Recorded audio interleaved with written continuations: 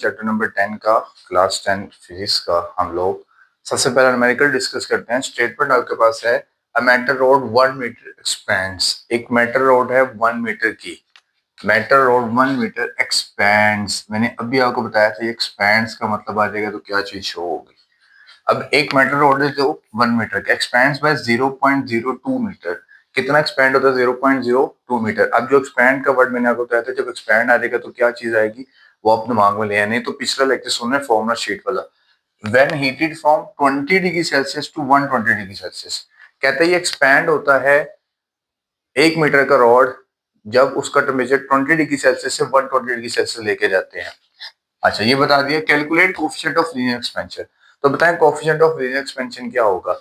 अब न्यूमेरिकल करने के लिए पहली शर्त ये है कि स्टेटमेंट को बार बार पढ़े और उसका डाटा लिख लें। तो अब इसमें सबसे पहले डाटा आपके पास आ जाएगा, गिवन डाटा जिसको आप कह सकते हैं।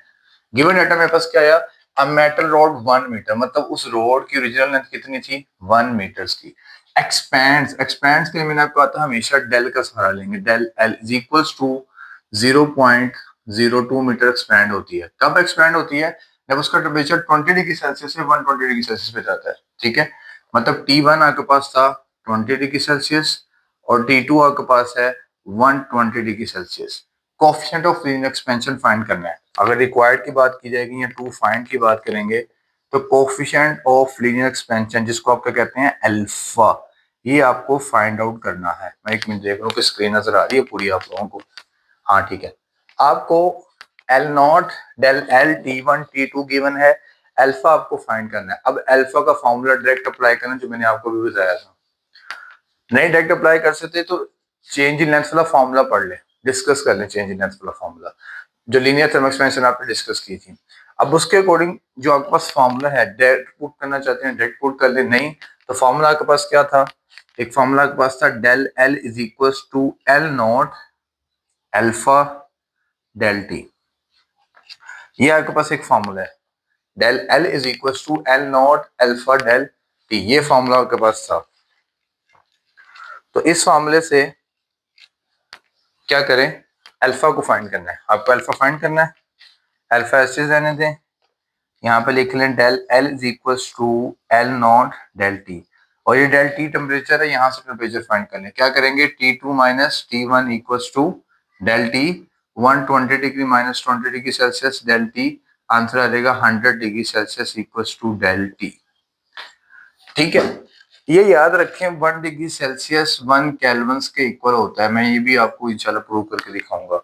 तो इसलिए मैं इसको केल्विन में कन्वर्ट नहीं कर रहा, इसको ऐसे यूज किया जा सकता है फॉर्मूले को। अब मोर ओवर जब आप फॉर्मूला अप्लाई कर रहे हैं, डेल एल 0.02 मीटर था आपके पास, ओरिजिनल लेंथ 1 है, मल्टीप्लाई बाय 100 डिग्री सेल्सियस।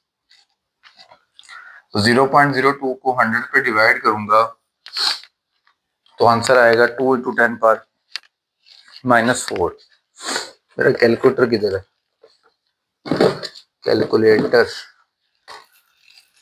पर आंसर यही आएगा 2.0 इंटू 10 पर -4 पर केल्विन। कैलकुलेट करके देख लीजिएगा। तो ये आपके पास पहला फॉर्मूला है, बड़ा सिंपल और सिंपल सा फॉर्मूला न्यूमेरिकल था जो मैंने आपके साथ सोल्व किया है। सेकंड न्यूमेरिकल को देखते हैं।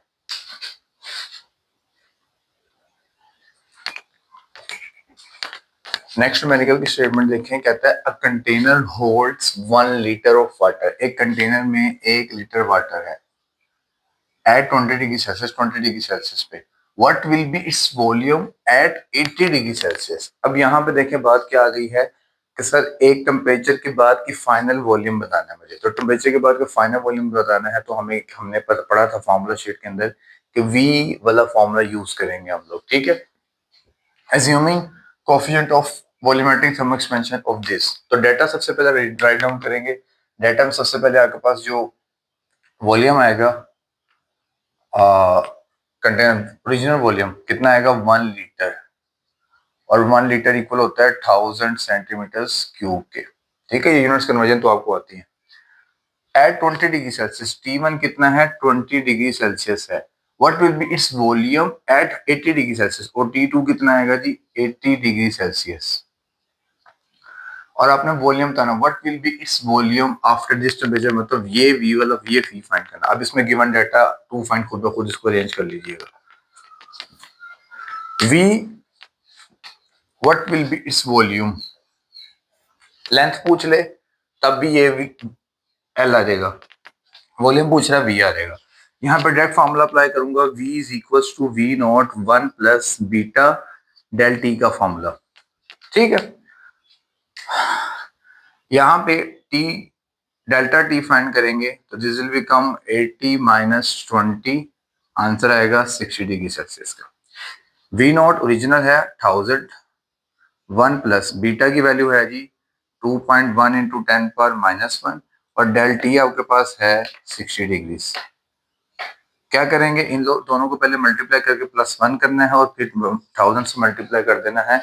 आंसर क्या आता है आपका, आंसर आपका आएगा जी 1012.6 सेंटीमीटर क्यूब आपके पास आंसर आएगा।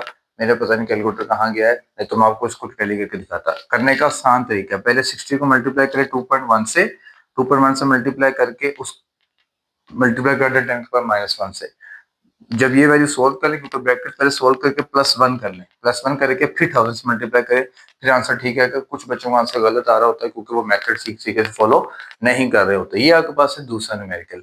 चलते हैं तीसरे न्यूमेरिकल को सोल्व करते हैं।